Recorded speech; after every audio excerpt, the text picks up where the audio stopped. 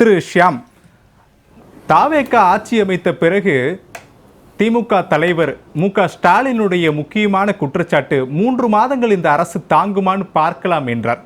இது தமிழக அரசியலில் ஒரு பெரும் விவாதத்தையே ஏற்படுத்தியிருந்தது. ஆனால் சமீபத்தில் சில தினங்களுக்கு முன்பாக அது பேசிய அதே திரு மு.க. ஸ்டாலின் அவர்கள் அடுத்த தேர்தல் வந்தால் திமுக அரசு என கான்பிடென்டாக பேசுகிறார். இதுக்கான காரணம் என்ன? தாவேக அரசினுடைய செயல்பாடுகள் ஒருவேளை திமுக தலைவர் ஸ்டாலினுக்கு இந்த கான்பிடென்ட்டை உருவாக்கிருச்சா, இல்ல திமுக அதிமுக போல் ஆகிவிடக் கூடாது என்பதற்காக கட்சியினரை ஒன்றிணைக்க இது போன்ற வார்த்தைகளை ஸ்டாலின் பயன்படுத்துகிறாரா? எப்படி புரிஞ்சுக்கலாம் திரு ஷியாம்? 2 காரணங்களும் தான் இருக்கு. ஸ்டாலினை பொறுத்தவரையில் அடுத்த ஆட்சி நமது ஆட்சி என்று கட்சியினரை உற்சாகப்படுத்த வேண்டியது அவரது கடமை. அதே நேரத்தில் இந்த ஆட்சியின் குறைபாடுகள், நாள்தோறும் நடந்து வருகிற பல்வேறு குற்ற சம்பவங்கள், விஜய் அவர்கள் தொடர்ந்து பத்திரிகையாளர்களை சந்திக்காமல் இருப்பது, துரைக்கண்ணா குறிப்பிட்ட மாதிரி சில அமைச்சர்கள் முன்னுக்கு பின் முரணாக பேசுவது, இதெல்லாம் சேர்ந்து தாவேக ஆட்சியை தானாகவே அது கவிழ்த்து விடும். இன்னொரு முக்கியமான காரணம் என்னவென்றால் 2029 ஒரே நாடு ஒரே தேர்தல் வந்துவிடும் என்று அவர் நம்புகிறார். 2029 தான் என்று இல்லை, 2028 கடைசியில் கூட அந்த தேர்தல் வரலாம். ஏனென்றால் நமது முன்னாள் ஆளுநர் RN ரவி அவர்களது மகள், அவர் பெரிய அரசியல் விஞ்ஞானத்தில் டாக்டரேட் பட்டம் பெற்றவர். அவர் பிஎம்ஓட EACல மெம்பர், எக்கனாமிக் அஃபேர்ஸ் கமிட்டியில ஒரு மெம்பர். அவர்கள் ஒரு ரிப்போர்ட் சில தினங்களுக்கு முன்பு மத்திய அரசிடம் கொடுத்திருக்கிறார்கள். அதுல அவங்க என்ன சொல்றாங்க அப்படின்னா, ஒட்டுமொத்தமாக எம்பிக்கள் எண்ணிக்கையை கூட்டுவதற்கு அரசியல் சாசன திருத்தமே தேவையில்லை, பெரிய எம்பி தொகுதிகளை 2ஆகவோ 3ஆகவோ பிரித்தால் போதுமானது. தமிழ்நாட்டில் கூட சில தொகுதிகளுக்கு சஜஷன் இருக்கு அந்த ரிப்போர்ட்ல. ஆக அதன் மூலமாக 820, குறைந்தபட்சம் 800 முதல் 820 எம்பி தொகுதிகள் வரை வந்துவிடும். எனவே அதற்கு பிறகு ஒரே நாடு ஒரே தேர்தல் என்பதை அமல்படுத்தி விடலாம். இதான் சஜஷன்ங்க. இப்போ மெஜாரிட்டி இருக்கிற மார்க்கை பார்த்தா திரிணாமுல் காங்கிரஸ்ல இருந்து விலகின எம்பிக்கள் அவங்க அரசியல் தகுதி இழப்புல ஒரு நுணுக்கமான விஷயத்தை அவங்க கடைபிடித்திருக்கிறார்கள். அதாவது இப்ப நமக்கு spirit not recognised, only merger recognised.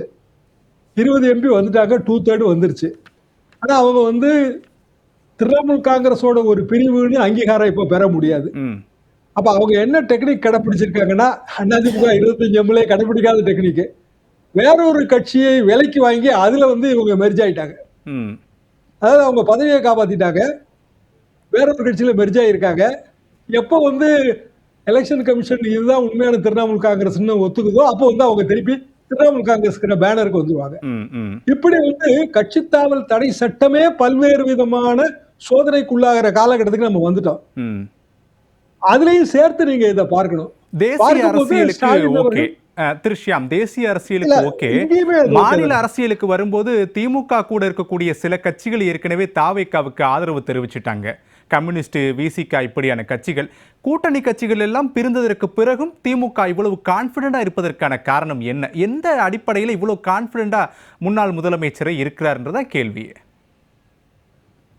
அதாவது ஒன்று சட்டமன்ற தேர்தல் 1.5 வருடத்துக்குள்ள வந்து விடுங்கிற அவரோட கணக்கு. ஒரே நாடு ஒரே தேர்தல் வந்தாலும் சரிதான், இல்ல எம்பிக்கள் எண்ணிக்கை இந்த மாதிரி கூட்டப்பட்டாலும் சரிதான், ஒரே நாடு ஒரே தேர்தலுக்கு அதை நோக்கிய ஒரு நகர்வு இருக்குன்னு அவர் உணர்றாரு. 2வது அவர் கட்சிக்காரங்களை அவர் உற்சாகப்படுத்துறாரு. அது எல்லா தலைவர்களும் செய்யற விஷயம் தான். சரி, அப்போ அதிமுகவுக்கும் அது பொருந்தும் தானே. இப்ப அதிமுக பலவீனப்பட்டால் கொஞ்சம் பேர் தாவேகாவுக்கு போறாங்க. துரைக்கண்ணா வாதத்தை நான் அதுல ஏற்றுக்கிறேன். ஆனால் கொஞ்சம் பேர் திமுகவுக்கு வந்திருக்காங்கல்ல. அப்ப அவங்களோட நோக்கம் என்ன? தாவேகாவுக்கு போனது உடனடியான அரசியல் பெனிஃபிட் இருக்குன்னு நம்ம எடுத்துக்கிடலாம். ஆளுங்கட்சி அதிகார வளங்களை நம்ம அடையலாம். இது இப்படியான பொது சிந்தனை வரத்தான் செய்யும். தொகுதி நலன் அப்படிங்கிற அந்த போர்வையை போர்த்திடுவாங்க. ஆனா இன்றைக்கு வழக்கு, நாளை மறுநாள் வழக்கு விசாரணைக்கு வருது. என்னன்னா, ராஜினாமா பண்ண உடனே அவங்களுக்கு அதுக்கு முன்னாடியே தகுதி இழப்பு நோட்டீஸ் கொடுத்துருக்குறோம், எப்படி ராஜினாமா சபாநாயகர் ஏத்துக்கலாம், அது தவறு அப்படிங்கிறது வழக்கு. நீதிமன்றம் என்ன முடிவு எடுக்க போகுதுன்னு தெரியல. ஆனால் இடைத்தேர்தல் வராமல் போற ஒரு அபாயம் இருக்கு. இப்ப உதாரணமா சிபிஎஸும் இவங்களும் ராஜினாமா பண்றாங்க, இடைத்தேர்தல் வராம போயிருச்சு. அப்ப என்ன பண்ண முடியும்? அப்ப அதிமுக கன்ஃபியூஷன்ல இருக்கு. திமுகவுக்கு அந்த கன்ஃபியூஷன் இல்ல. அங்க இருந்து எம்எல்ஏக்கள் யாரும் போகல. கட்சிக்காரங்க கொஞ்சம் பேர் போயிருக்காங்க. அப்போ ஸ்டாலினோட இந்த வியூகம் என்பது தாவேக அரசுக்கான ஒரு செக்காவும் இருக்கும். அவங்க கட்சிக்குள்ளேயும் வந்து உட்கட்சி குழப்பங்கள் இல்லாம தவிர்ப்பதற்கான ஒரு ஏற்பாடாவும் இருக்கும் இல்லையா? ரெண்டும் ஒன்னாதான் போகுது. சரி திரு ஷியாம், நம்ம தொடக்கத்திலேயே பேசியிருப்போம். இப்ப இல்ல, தேர்தல் முடிவுகளுடைய தொடக்கத்திலேயே விசிக தலைவர் திருமாவளவன் ஒரு ஸ்டேட்மெண்ட்ல நிலையா இல்லையோ அப்படின்ற ஒரு கேள்வியை நம்ம பலமுறை இதே விவாதத்தில் நானே உங்ககிட்ட முன்வைச்சிருக்கேன். நேற்றைய முன்தினம் விசிகாவினுடைய தலைவர் திருமாவளவன் அவர்களுடைய ஸ்டேட்மெண்ட்டும் ரொம்ப முக்கியத்துவம் வாய்ந்ததாக தமிழக அரசியலில் பார்க்க முடியுது. அமைச்சரவையிலிருந்து நாங்கள் எப்போ வேணாலும் வெளியேறலாம் அப்படின்ற ஒரு சமிக்கையை சொல்கிறார். இந்த சமிக்கை யாருக்காக இருக்கலாம் திரு ஷியாம்? திமுகவுக்கும் சேர்த்து தான். அதாவது திரு பாவரன் அவர்கள் சொல்வதில் ஒரு நியாயம் இருக்குன்னு தான் நான் நினைக்கிறேன். என்ன நியாயம்னா, ஐயுஎம்எல் விசிக ரெண்டும் ஒரே நேரத்தில் தான் அமைச்சரவையில் இடம் பிடித்தது. ஆனா ஐயுஎம்எல் அமைச்சர்கள் வந்து திமுக இனி 50 ஆண்டு காலம் வரவே வராது, தேரவே தேராதுங்கிற ரீதியில தான் அமைச்சர் ஷாஜகான்லாம் பேசுறாங்க. ஆனா அப்படியான ஒரு நிலைப்பாட்டில் வன்னியரசு பேசல. வன்னியரசை பத்தி நம்ம எல்லாருக்குமே தெரியும். எத்தனையோ விவாதங்கள்ல ஒன்றா பங்கெடுத்திருக்கிறோம். உதயகர்ணா, சத்யராஜ், நான் எல்லாருமே பங்கெடுத்திருக்கிறோம். அவரோட அரசியல் என்பது கொஞ்சம் பண்பட்ட நிலையில இருக்கிற அரசியல். அப்போ திரும்ப வந்து அந்த அரசியலை தான் அவர் பிரதிபலிக்கிறாரு.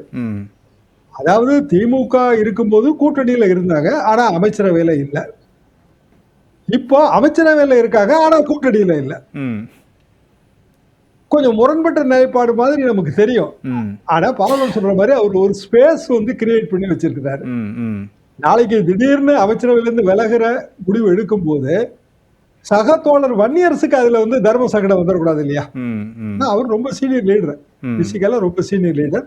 எல்லாம் ஒரே போராட்டங்கள்ல பங்கெடுத்தவங்க தான். திரும்பவே எனக்கு ரொம்ப இளைஞரா இருந்த காலத்துல இருந்தே தெரியும்.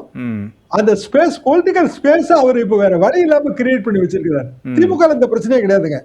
எத்தனையோ போராட்டங்கள் திமுக அரசுக்கு எதிராக வந்து விசிக நடத்தி இருக்கு. ஆனா கூட்டணி அரசுல பங்கு இல்ல, அரசுல பங்கு இல்லைங்கும் போது அந்த பிரச்சனை இல்ல. இப்ப அந்த பிரச்சனை இருக்கு.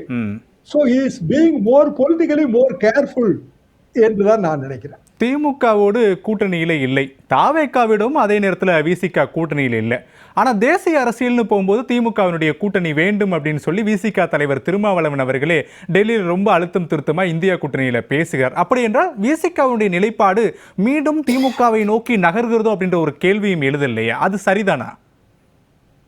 திமுகவை பொறுத்த வரைக்குங்க இனி காங்கிரஸோடு அவங்களுக்கு வந்து எந்த உறவும் இருப்பதற்கு வழியே இல்லை. அந்த இடத்துல நான் பாவலன் கருத்துல இருந்து மாறுபடுறேன். என்ன காரணம்னா, காங்கிரஸ் கட்சிக்கு எதிராக திமுகவின் இளைஞர்கள் கூட்டத்துல திமுக தலைவர் மு.க. ஸ்டாலினோ இல்ல உதயநிதி அவர்களோ பேசுனதெல்லாம் வந்து மிக கடுமையான பேச்சு. இன்றைக்கு கூட வந்து முரசொலி பத்திரிகை தலையங்கத்துல மிக கடுமையாக வந்து காங்கிரஸை கண்டிச்சிருக்கிறாங்க. ஆனா இதே தாவேக அரசுல பங்கு பெறுகிற அவர்களது பழைய கூட்டணியில இருந்தவர்களை அவங்க பெரிய அளவுக்கு கண்டிக்கலாம் இல்லை. அப்போ காங்கிரஸ வேற நிலைப்பாட்டிலையும் விசிக, சிபிஐ, சிபிஎம் அவர்களை வேற நிலைப்பாட்டிலையும் அவங்க வைக்கிறாங்க. இத்தனைக்கும் சிபிஐ வந்து கூட்டணி இல்லைன்னு கூட சொல்லிருச்சு. அப்ப கூட பெரிய அளவுக்கு வந்து திமுகவோட அபிஷியல் ஆர்கன் முரசொலி தான் கணக்கில் எடுத்துக்க முடியுங்க. முரசொலி தலையங்கத்துல வந்து சிபிஐக்கு எதிராகவோ விசிகாவுக்கு எதிராகவோ ஈவன் ஐயுஎம்எல்க்கு எதிராக கூட பெரிய அளவுக்கு விமர்சனம் இல்லை. சிறு விமர்சனம் பார்த்தா காங்கிரஸ் கட்சியில முற்றிலுமான விமர்சனங்கள். அப்படிதான் திமுக என்ன நிலைப்பாடு எடுக்கிறது எப்படி நான் புரிஞ்சுக்கிறேன். காங்கிரஸோடு கண்டிப்பாக வந்து வரவிருக்கிற தேர்தல்கள் உறவில்லை. பிஜேபியோட உறவு இருக்கான, பிஜேபியோடையும் உறவில்லை. அப்படின்னா எதை நோக்கி போகிறது? அந்த இடத்துலதான் நம்ம அகில இந்திய அரசியல பார்க்க வேண்டியது இருக்குது. 2028 அதுல வந்து சட்டமன்ற தேர்தல் கர்நாடகா வருது, தெலுங்கானா வருது, காங்கிரஸ்க்கு ரொம்ப முக்கியம். அதே நேரத்துல மத்திய பிரதேஷ் வருது, ராஜஸ்தான் வருது, சத்தீஸ்கர் வருது, பிஜேபிக்கு ரொம்ப முக்கியம்.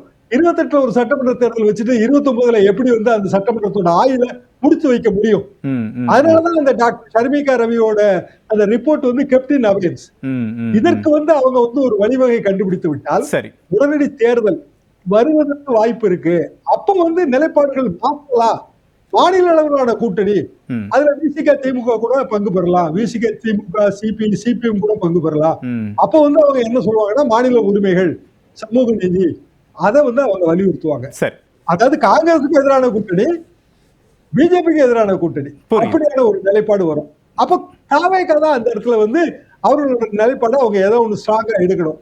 இல்ல அவங்க ஏற்கனவே தனித்து நின்று வெற்றி பெற்றிருக்கிறாங்க. அது அந்த இடத்துல வந்து நன்றி பத்ரா சொன்னது மிகவும் சரிதான். பேசலாம். தனித்து நின்று வெற்றி பெற்றிருக்கிறாங்க. அதே மாதிரியான நிலைப்பாட்டை கூட அவங்க தொடரலாம். புரியுது புரியுது சாம்.